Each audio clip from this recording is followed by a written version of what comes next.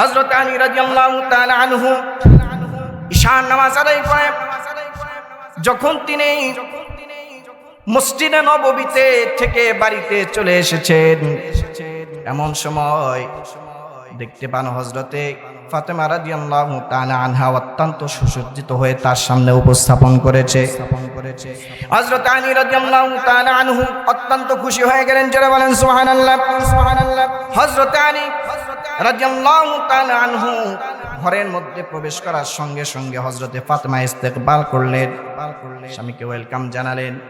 একই বিছানায় বসে আছেন, সুন্দর মিষ্টি মিষ্টি করে কথা বলতেছেন, জোরে বলেন সুবহানাল্লাহ। আজকের এই সুন্নতগুলো আমার মা বোনেরা খুবই পালন করে, আরো জোরে বলেন পালন করে। স্বামীর সঙ্গে কর্কশ ভাষায় কথা, দেওর ভাসুর আর বোনের জামাই আসলে তার মতো মিষ্টি ভাষা আর কারো হয় না, জোরে বলেন ঠিক কিনা। হযরত আলী রাদিয়াল্লাহু তাআলা আনহু অত্যন্ত খুশি, মনটা প্রশান্ত, জোরে বলেন সুবহানাল্লাহ সুবহানাল্লাহ। হযরত আলী বসে আছেন, হযরতে ফাতেমা রাদিয়াল্লাহু তাআলা আনহা বলতেছেন, প্রাণের স্বামী, দীর্ঘদিন তোমার সঙ্গে ঘর সংসার করেছি, চলতে ফিরতে কথাবার্তায় যদি কোনো অপরাধ ভুল হয়ে থাকে আল্লাহর রাস্তায় আমারে মাফ করে দিও।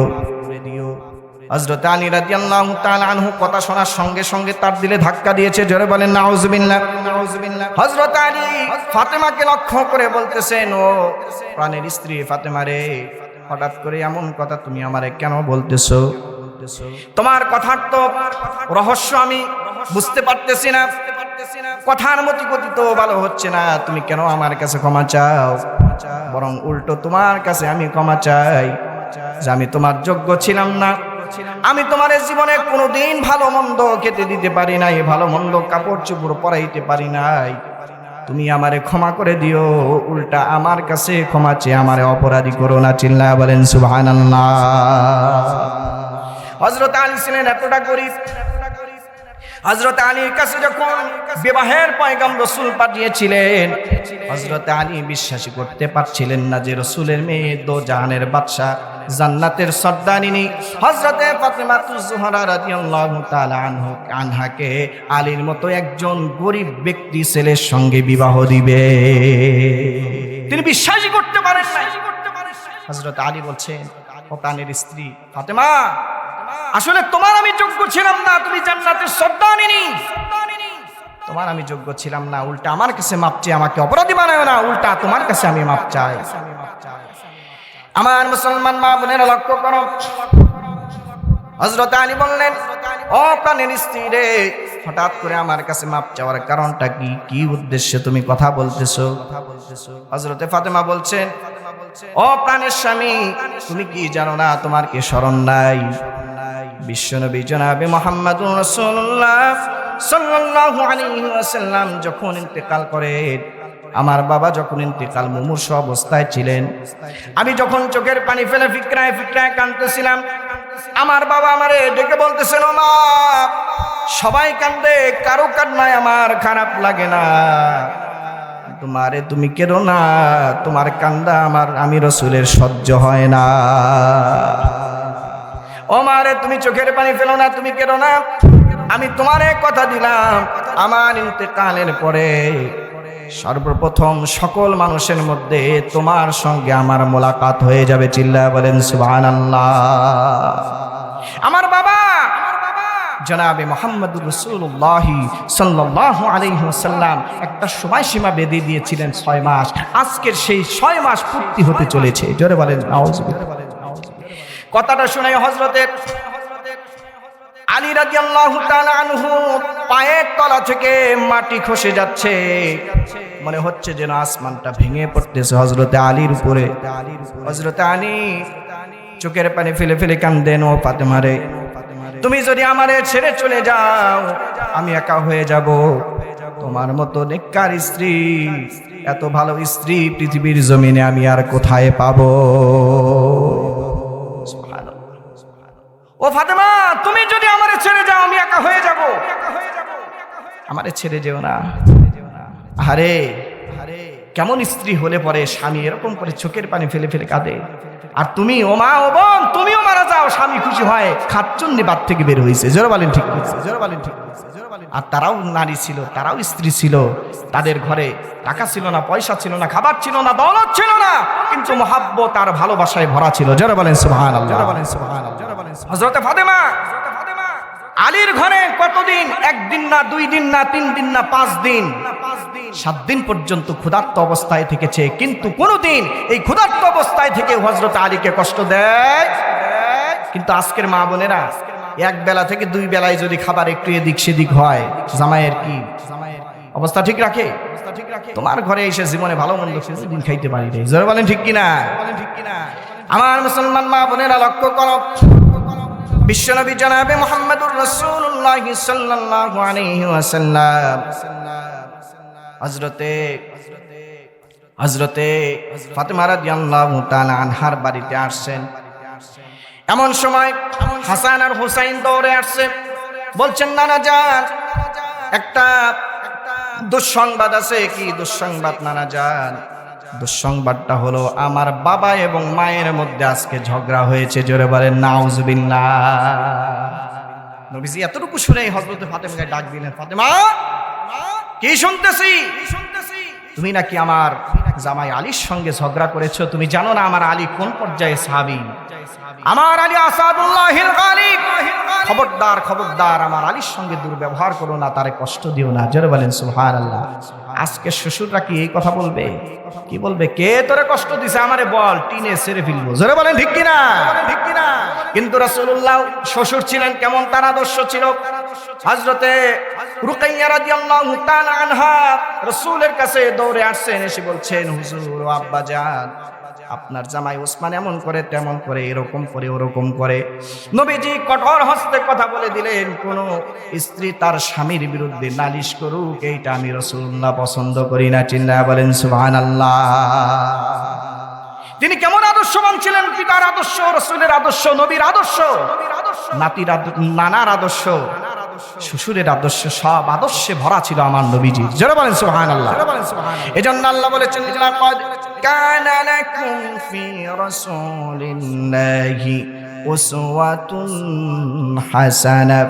তোমাদের মধ্যে, তোমাদের নবীর মধ্যেই তোমাদের উত্তম আদর্শ রয়েছে। জোরে বলেন সুবহানাল্লাহ।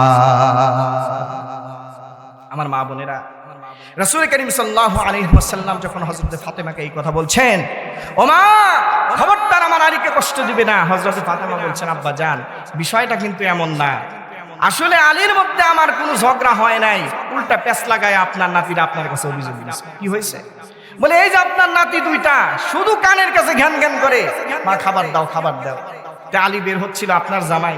আমি এমন সময় বলছি যে তোরা শুধু আমার কাছে খাবার চাস, আমি কোথা থেকে খাবার দেবো? তোর বাপের কাছে তোরা চাইতে পারিস না। কথাটা আসলে সত্য কিনা? বাপ যদি বাজার করে না আনে, মা কি খাবার দিতে পারবে? আর জরমান দিতে পারবে? আব্বা জান, এতটুকুই শুধু বলছি, এতটুকুতে আলী বের হয়েছে, আর হাসান আর হুসাইন আমার মধ্যে আর আলীর মধ্যে ঝগড়া লাগাই দিছে। জোরে বলেন নাউজুবিল্লাহ। আমার নবীজি কেমন শিক্ষা দিয়েছিলেন হযরত ফাতেমাকে। আমার নবীজি হযরতে ফাতেমার বাড়িতে এসেছেন, দেখতে মেয়েকে কেমন কি অবস্থায় আছে একটু খোঁজ নিতে।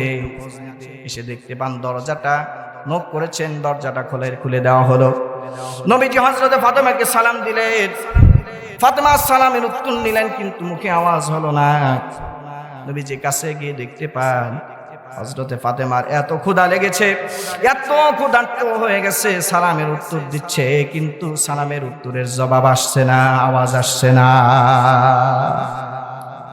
শরীরটা খুবই দুর্বল, চেহারাটা হলুদ বর্ণ ধারণ করছে, ক্ষুধার যন্ত্রণায় অতিষ্ঠ হয়ে গেছে। নবীজি দুইটা চোখের পানি ছেড়ে দিলেন, বললেন, মারে ধৈর্য ধরো, ধৈর্য ধরো, এই দুনিয়াটা শেষ নয়, আরেকটা দুনিয়া আছে।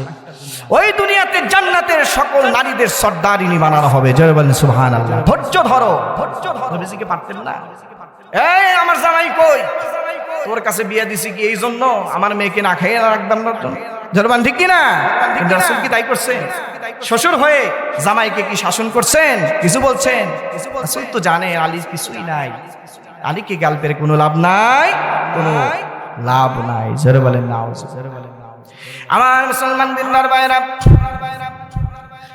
হযরতে ফাতেমা রাদিয়াল্লাহু তাআলা আনহা এমন নারী ছিলেন, এমন স্ত্রী ছিলেন, সকল নারীদের শ্রদ্ধানীনি হয়েছেন, অথচ তার ঘরে কোনোদিনও দিন 4 দিন 5 দিন গেছে, কোনোদিন চুলা জ্বলে নাই। জোরে বলেন ঠিক কিনা? স্বামীর খেদমতের মাধ্যমে আল্লাহর নৈকট্য প্রাপ্ত হয়েছে। আল্লাহু আকবার। আজকে আমি মা বোনদেরকে বলি, জান্নাতে যাওয়া তাদের একেবারে সহজ, কিন্তু জান্নাতের পর তারা সহজ রাখছে না, কঠিন করে ফেলছে। কঠিন করে না? বিশ্বনবী জনাবে মুহাম্মদুর রাসূলুল্লাহ সাল্লাল্লাহু আলাইহি ওয়াসাল্লাম হযরতে বেলালকে সঙ্গে করে নিয়ে টিনের রাস্তায় চলতেছেন। এমন সময় একদল নারীকে লক্ষ্য করে নবীজি বললেন, ও নারীরা, বেশি থেকে বেশি তোমরা দান সদকা করো। নারীরা বলতেছেন, হুজুর আমাদেরকে শুধু বলেন, পুরুষদের বলেন না কেন? নবীজি বললেন, শোনো, তোমাদেরকে এজন্যই বলতেছি, অধিকাংশ নারীদেরকে আমি জাহান্নামের মধ্যে আগুনে জ্বলতে দেখেছি। নারী সাহাবীরা বলছেন, ইয়া রাসূলুল্লাহ, আমাদের অপরাধটা কি? কি কারণে আমাদের অধিক সংখ্যক নারীদেরকে জাহান্নামের আগুনে জ্বলতে দেখলেন? অপরাধটা কি? রাসূল বললেন, বেশি অপরাধ না, 2টা। কয়টা? আরো জোরে বলেন, কয়টা? 2টা। 1 নাম্বার, তাকফুরুনাল আশিরা, তোমরা স্বামীর অশুকরি করো। আর 2 নাম্বার, কথায় কথায় মানুষের উপরে লানত করা। জোরে বলেন ঠিক কিনা? এই কথা যদি সত্য না হয়, আমার উপর যেন আল্লাহ ঠাটা পড়ে। বলে কি বলে না? বলে কি বলে? দানানিয়া সন্তানের মাথার উপর হাত থেকে বলতেছে, এই কথা যদি আমি বলে থাকি, মাটি যেন মানে না গসে। বলে কি বলে না? বলে কি বলে না? প্রথম নাম্বার, তারা স্বামীর অশুকরি করে, সারা জীবন ভালো মন্দ খাওয়াইছে, একদিন বলছে গরুর গোশত নিয়ে আসো। স্বামী বলতেছে, দেখো যে কামাই রোজগার হয়েছে, গরুর গোশত আনা সম্ভব হবে না, আজকে একটু ডাল ভাত দিয়েই চালায় নাও। জোরে বলেন ঠিক কিনা? স্ত্রী বেচারি এক কথায় ধুয়ে মুছে সাফ করে দেয়, তোমার বাড়িতে এসে জীবনেও কোনোদিন ভালো মন্দ খাইতে পারি নাই। ঠিক কিনা? মিথ্যে কথা বললাম? মিথ্যে নয়, সত্য, অবধারিত সত্য। ভালো কাপড় চোপড় দিয়ে সারা জীবন তারে আপনি খুশি রাখছেন, ঈদের সময় আমার একটা লাল বেনারসি শাড়ি দিবা। স্বামী বেচারা বলতেছে, দেখো আমার যে কামাইয়ের অবস্থা, বেচা কেনা নাই, তোমার কিভাবে করে লাল বেনারসি শাড়ি দেবো? এবছর না একটা কাপড় নাও 1000 টাকার মধ্যে, তোমার কাছে জীবনেও কোনো ভালো একটা কাপড় চাই, জীবনেও পাই নাই। বলে কি বলে না? মিথ্যে কথা বলছি? এমনকি শুধু তাই না, এমন অশুকরিমূলক কথা বলে, তারা বলে, আমি দেখাই তোমার সংসার করলাম, অন্য নারী হলে কবেই তোমারে ছেড়ে চলে যেত। জোরে বলেন ঠিক কিনা? আমি দেখা তোমার ভাত খাইলাম, অন্য নারী হইলে কোন দিন সাত নাতনির সাথে একটা ফাউ দিয়ে যাইতো। বলে কি বলে না? বলে কি বলে না? আমার মা বোনেরা, স্বামীর অশুকরি তোমাকে জাহান্নামে নিবে তাড়াতাড়ি। জোরে বলেন নাউজুবিল্লাহ। স্বামীর অশুকরি করো না, স্বামীর মর্যাদা সম্পর্কে তুমি জানো না।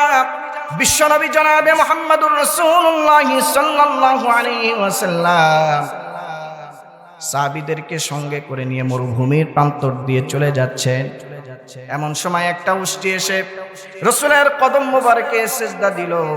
সাহাবায়ে কেরাম বলছেন, ইয়া রাসূলুল্লাহ, ইয়া হাবিবাল্লাহ, উটের কি সৌভাগ্য আপনার কদমে সিজদা দিয়ে সে ধন্য হয়ে যায়।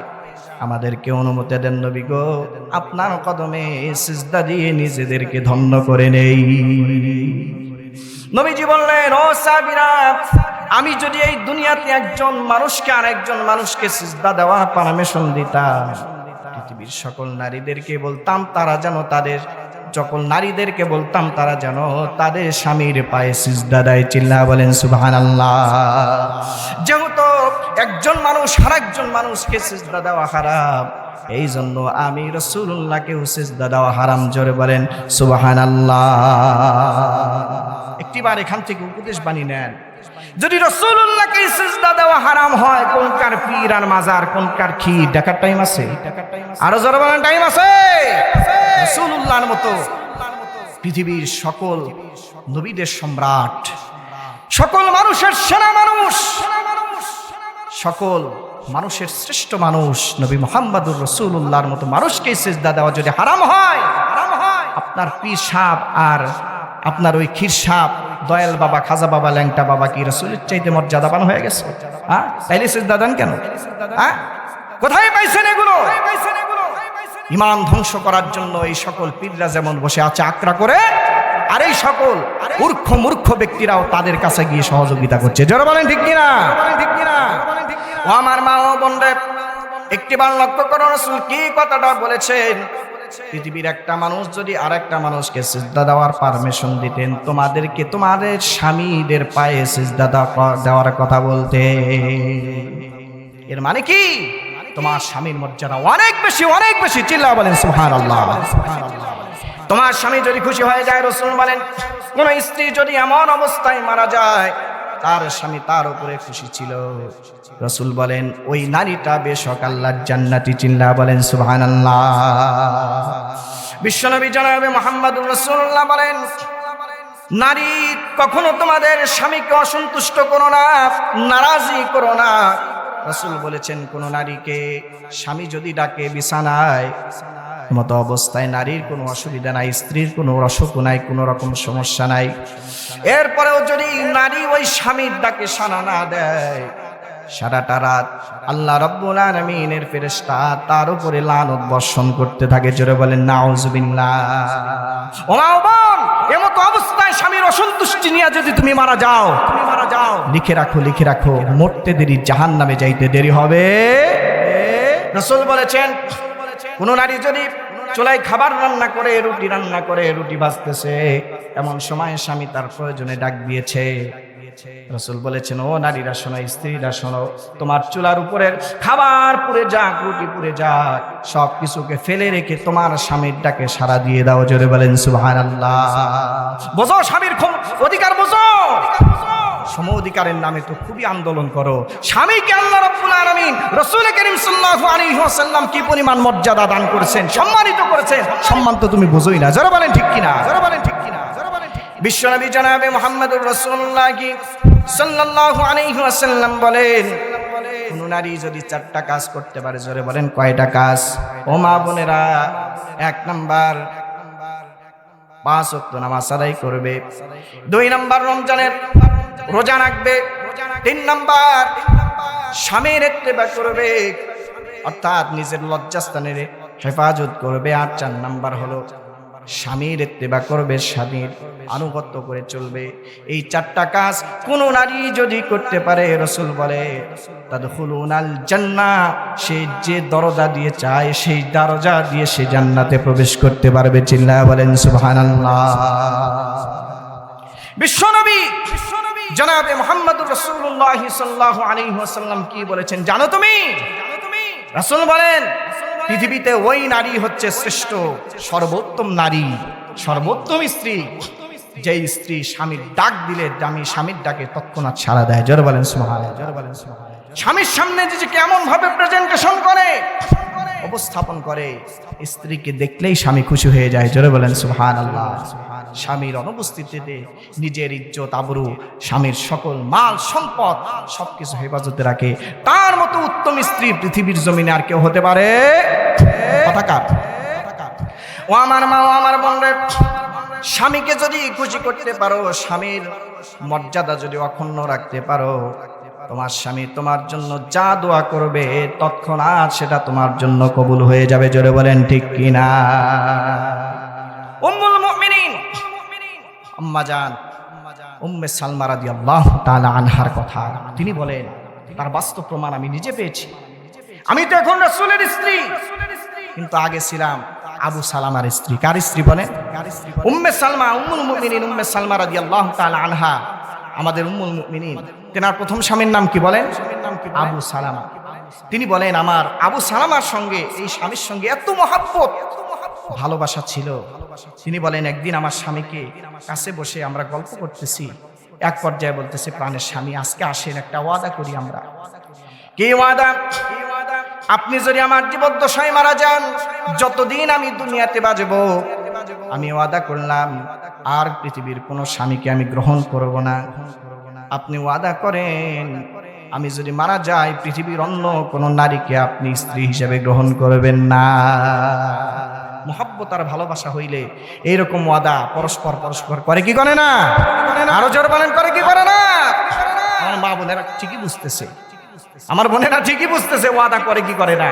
কারণ আমার মা বোনেরা জীবনে সবকিছুর ভাগ দিতে চাইলেও স্বামীর ভাগ দিতে চায় না। স্বামী বেচারা বলতেছে তুমি যদি মারা যাও তাইলে আমি আর পৃথিবীতে অন্য কোনো নারীকে স্পর্শ করবো না।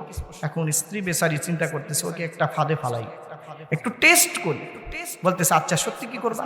বলে না, তবে শোনো তুমি আমার ইন্তেকালের পরে তুমি আরেকটা বিবাহ করবে, তখন যখন দেখবা আমার কবরের উপরের মাটি শুকায়া গেছে।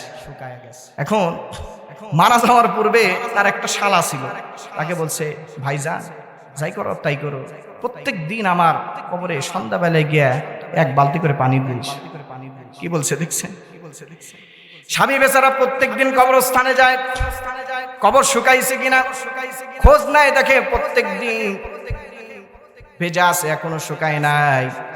স্বামী বেচারা মনে মনে চিন্তা করে হায় রে স্ত্রী রে, মরার পরে কবরের মধ্যে থেকে আমারে ভালোবাসে, আমার ছাড়া ও কবরে শুকে নাই, এই জন্য ওর কবরের মাটিও শুকায় না। একদিন হঠাৎ করে সন্ধ্যাবেলায় গিয়ে দেখে তার শালা বড় একটা বালতি নিয়ে বালতি বোঝায় পানি দিয়া বোনের কবরটা ভিজাই দিছে। বলছে এই শালা, শালার ব্যাপারেও কিন্তু একটা রহস্য আছে না?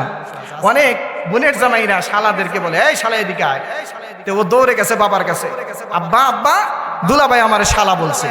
এখন তার বাপ বলতেছে আরে তুই তো আসলেই শালা না আব্বা, ওইভাবে কয় নাই, জোরে বলেন ঠিক কিনা? ঠিক কিনা?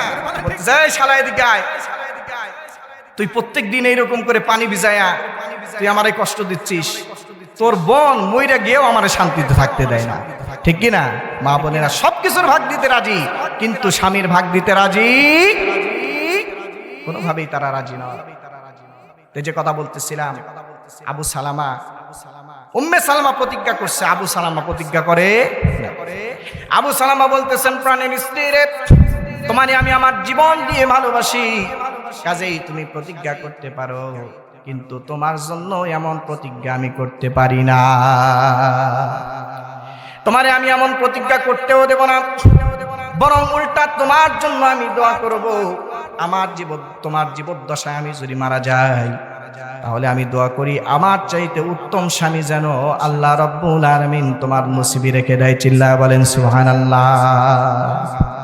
ও আমার মা ও বোন, মনে রেখো তোমার স্বামীর মনটা যদি তুমি জয় করতে পারো, তোমার স্ত্রী তোমার স্বামী তোমার জন্য জান দিতেও দ্বিধাগ্রস্ত করবে, জান প্রাণ দিয়ে তোমারে ভালোবাসবে। স্বামীকে কর্কশ ভাষায় শাসনের মাধ্যমে মন জয় করতে পারবে না, বিনয়ের মাধ্যমে স্বামীর মন জয় করো। একবার যদি স্বামীর হৃদয়ে তুমি ঢুকতে পারো, ওই স্বামী তোমার জন্য জীবনের সকল কিছু যেমন উৎসর্গ করবে, নিজের জান দেওয়ার জন্য প্রস্তুত হয়ে যাবে। জোরে বলেন ঠিক কিনা? জোরে বলেন ঠিক কিনা? পুরুষদেরকে আল্লাহ সৃষ্টি করেছেন গোলামিত্বের জন্য নয়, পুরুষদেরকে আল্লাহ সৃষ্টি করেছেন শাসনের জন্য, রাজত্ব করার জন্য। জোরে বলেন ঠিক কিনা? জোরে আমার না আল্লাহ আর-রিজালু কাওয়ামুনা আলান নিসা, পুরুষদেরকে আল্লাহ নারীদের উপরে কর্তৃত্ব দান করছেন, তাদেরকে আল্লাহ বাদশাহী দান করছেন। স্ত্রীরা হবে প্রজা, স্বামী হবে রাজা। কিন্তু স্বামী যদিও রাজা, তুমি প্রজা হয়ে যদি রাজার মন জয় করতে পারো, তুমি হবা রানী, তোমার স্বামী হবে। আল্লাহু আকবার। অধিকাংশ নারীরা কি করে জানেন? অধিকাংশ নারীরা, আমার মা বোনরা বলতেছি শোনেন, অধিকাংশ নারীরা তারা বুদ্ধিমান, তারা মনে করে স্বামীকে গোলাম বানায় রাখলে বুঝে আমি বুদ্ধিমান, আমার মতো চালাক আর কি। এটা বোঝে না, স্বামীকে যদি গোলাম বানায়, চাকর বানায়, নিজে হইল কি? চাকরানি না? কিন্তু স্বামীকে যদি রাজা বানায়, নিজে হয় কি? রানী। তুমি রানী হতে থাকতে পারো না, তোমার চাকরানি হয়ে থাকতে ভালো লাগে। যারা বলেন ঠিক কিনা? ঠিক কিনা? আমার মা বোনেরা লক্ষ্য করো, হযরতে আবু সালামা রাদিয়াল্লাহু তাআলা আনহু হযরতে উম্মে সালমাকে বলতেছেন প্রাণের স্ত্রী রে, আমি তোমার জন্য দোয়া করি আমার ইন্তেকালের পরে আল্লাহ রাব্বুল আলামিন তোমার জন্য যেন আমার চাইতে উত্তম একটা স্বামীর ব্যবস্থা করে দেয়। জোরে বলেন সুবহানাল্লাহ। হযরতে উম্মে সালমা রাদিয়াল্লাহু তাআলা আনহা বলেন, কিভাবে করে আমার স্বামীর দোয়া কবুল হয়েছে দেখো দুনিয়ার মানুষেরা, নারীরা দেখো। দেখো উহুদ যুদ্ধে যখন আবু সালামা শহীদ হয়ে গেল, হযরতে উম্মে সালমা একা হয়ে গেলেন, চোখের পানি ফেলে ফেলে কান্দেন, কষ্টে জীবন যাপন করছেন, ইদ্যত পালন করছেন, কিন্তু ওই যে স্বামীর একটা দোয়া তার মনের মধ্যে গেঁথে আছে। হযরতে উম্মে সালমা বলেন, আমি বারবার স্মরণ করতেছি আমার স্বামী আমার জন্য দোয়া করেছিল আমি যেন আবু সালামার চাইতে উত্তম কোন স্বামী পেয়ে যাই। কিন্তু হযরত উম্মে সালমা বলেন, আবু সালামা আমার কাছে এত প্রিয় ছিল, আমি খুঁজেই পাচ্ছিলাম না যে আবু সালামার চাইতে উত্তম কোন স্বামী আছে। আমার মুসলমান মা বোনেরা লক্ষ্য করো, আবু সালামা বলেন, উম্মে সালমা বলেন, এইভাবে করে একদিন দুই দিন করে ইদ্দত যখন পালন শেষ হয়ে গেল, হঠাৎ করে লক্ষ্য করে দেখি সাহাবীরা আমি উম্মে সালমার ঘরে এমন একটা পয়গাম নিয়ে এসেছে। এসে বলতেছে, উম্মে সালমানে তোমার জন্য সুসংবাদ। কি সুসংবাদ? তোমার ভাগ্য খুলে গেছে, স্বয়ং রাসূলুল্লাহ তোমাকে বিবাহ করার জন্য তোমার কাছে বিবাহের পয়গাম পাঠিয়ে দিয়েছে। চিল্লায় বলেন সুবহানাল্লাহ। হযরত উম্মে সালমা বলেন, আমি চোখের পানি ফেলে ফেলে কাঁদতেছি আর শুকরিয়া আদায় করছি। আরে আমার স্বামীর দোয়া করাটা কিভাবে কবুল হয়েছে! আরে রাসূলুল্লাহ চাইতে শ্রেষ্ঠ স্বামী আর পৃথিবীতে কে হতে পারে? চিল্লায় বলেন সুবহানাল্লাহ। আমার মা বোনেরা, স্বামী যদি সন্তুষ্ট হয়ে যায়, যে দোয়া তোমার জন্য করবে সেটা কবুল হয়ে যাবে। আর স্বামী যদি নারাজ হয়ে যায়, তোমার মরতে দেরি, জাহান্নামে যাইতে দেরি হবে। এজন্য আসুন আমার মা ও বোন, আসেন জীবনে যাই করেন আর তাই করেন, স্বামীকে অসন্তুষ্ট করিয়েন। প্রথম নাম্বার কথা হলো পর্দায় থাকতে হবে। দুই নাম্বার কথা হলো স্বামীর খেদমত করতে হবে, স্বামীকে খুশি করতে হবে। পর্দাটা কেমন হবে? হযরতে ফাতেমা রাদিয়াল্লাহু তাআলা আনহার পর্দাটা কেমন ছিল? হযরতে আলীকে যখন এই কথা বলছেন, ও প্রাণের স্বামী, আমি হয়তো আজকে দুনিয়া থেকে শেষ হয়ে যাব, রাসূলের দেওয়া আমার বাবার দেওয়ার সময়সীমা আজকে পূরণ হতে চলেছে। তবে কথা হলো মৃত্যুর পূর্বে তোমারে আমি কয়েকটা ওসিয়ত করে যাই, আমার ইন্তেকালের পরে আমার ওসিয়তগুলা কি তুমি পূরণ করবা? হযরত আলী বলছে, ও প্রাণের স্ত্রী, জীবনে তোমারে কিছুই দিতে পারি নাই, খুশি করতে পারি নাই, বলো তুমি তোমার কি ওসিয়ত, কি তোমার মনের আশা, বলো আমি পূরণ করব। যারা বলেন সুবহানাল্লাহ। প্রথম নাম্বার, ও প্রাণের স্বামী, আমি ইন্তেকাল করার পরে তুমি আরেকটা মেয়ে দেখে বিবাহ করবা, এমন কথা কোনো নারী বলবে? অথচ হযরত ফাতেমা জান্নাতের সর্দারিনী, তিনি কি শিক্ষাটা দিয়েছেন? কারণ তিনি তো জানেন একজন পুরুষ মানুষের স্ত্রী সারা জীবন যাপন করা কোনোদিনও শোভনীয় হতে পারে না। তিনি বলতেছেন, প্রাণের স্বামী, প্রথম নাম্বার কথা হলো আমার ইন্তেকালের পরে আপনি আরেকটা বিবাহ করে নিবেন। আর দুই নাম্বার কথা হলো আমার ছোট্ট বাচ্চা দুইটা হাসান হুসাইন, যাই করেন আর তাই করেন, দিনের বেলায় যেথায় যা করেন তাই করে, রাতের বেলা হইলে আমার দুইটা সন্তানকে বুকের মধ্যে জড়ায় নিয়ে ঘুমাবে। কারণ সন্তানকে রেখে কোন মা দুনিয়া ছাড়তে চায় না। মা সন্তানকে এত বেশি ভালোবাসে, মা সন্তানের জন্য জীবন দেওয়ার জন্য প্রস্তুত হয়ে থাকে। জোরে বলেন ঠিক কিনা? তিন নাম্বার ওসিয়ত হলো, ও প্রাণের স্বামী গো, আমারে দাফন করবেন, রাত্রিবেলায় দাফন করে দিবেন, অল্প কয়েকজন মানুষ নিয়ে আমার জানাজা পড়ে দাফন করে দিবেন। খবরদার খবরদার, দিনের বেলায় আমারে জানাজা পড়ে দাফন করবেন না। হযরত আলী বলছেন, প্রাণের স্ত্রী, তুমি তো সাধারণ কোনো নারী নও, দো জাহানের বাদশাহ জনাবে মুহাম্মদুর রাসূলুল্লাহ সাল্লাল্লাহু আলাইহি ওয়াসাল্লামের কন্যা, জান্নাতের সর্দারিনী ফাতেমা, তোমার জানাজা কি 2-4 জন নিয়ে করা লাগে?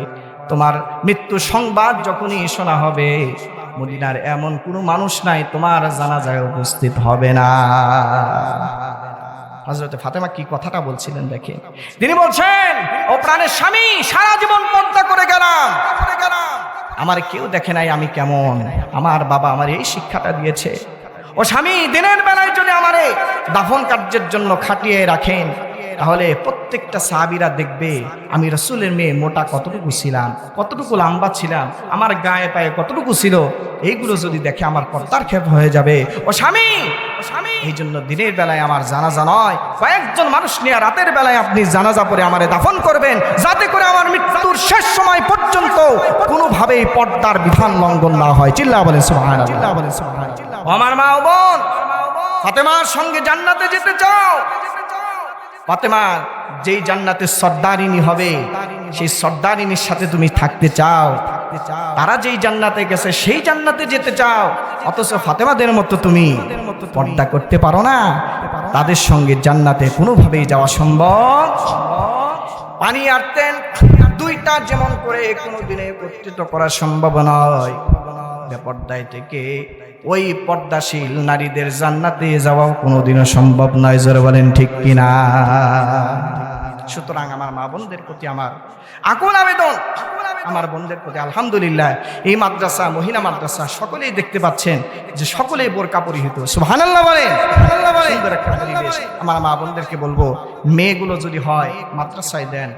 আপনার মেয়েকে পর্দার বিধান শিখাইতে হবে না। মাদ্রাসায় আসলে, এই পরিবেশে থাকলে, কোরআন হাদিস শিক্ষা করলে, আরে আল্লাহর হুকুম মানতে আপনার পিড়াপিড়ি করা লাগবে না। আল্লাহর ভয়, আল্লাহর রহমত অটোমেটিক চলে আসবে। আল্লাহর বিধান অটোমেটিক সে মানে চলবে। জোরে বলেন ঠিক কিনা? জোরে বলেন ঠিক কিনা?